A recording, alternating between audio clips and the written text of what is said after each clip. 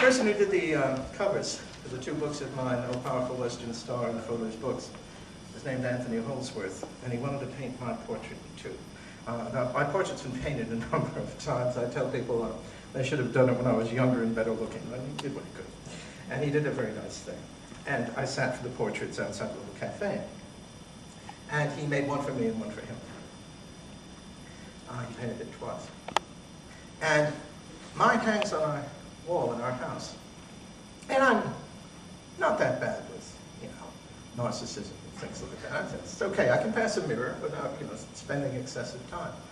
But I couldn't pass this painting without looking at it. Something was pulling at me.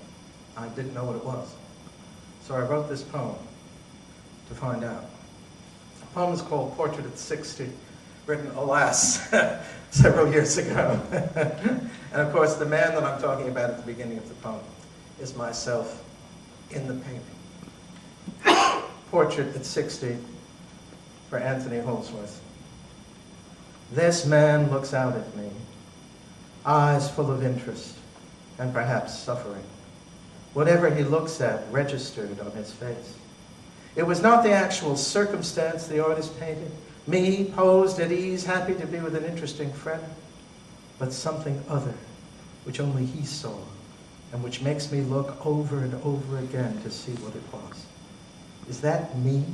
That whirl of light in which red fire predominates? It is only the sun reflected on my forehead. But perhaps the artist sees me as the sun. Apollo, the poet. The artist is my friend, but it is not our friendship which is reflected here, but some inward, powerful thing which manifests even in these public circumstances. A cafe, a little table, my glass before me. It is a gloss I guess at. Does he know? Does the artist? Or was my face a passageway into an underground in which he was as lost as I?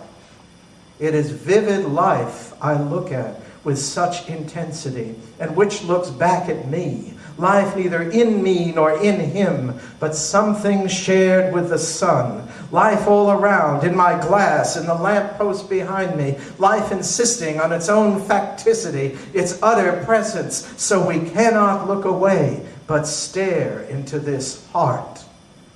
I'll paint you so you'll know what you really look like, said the artist, smiling.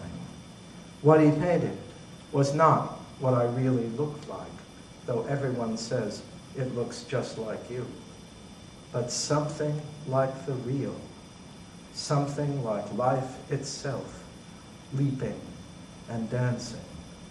When I hung the painting, I put it in a place where the light shines deeply.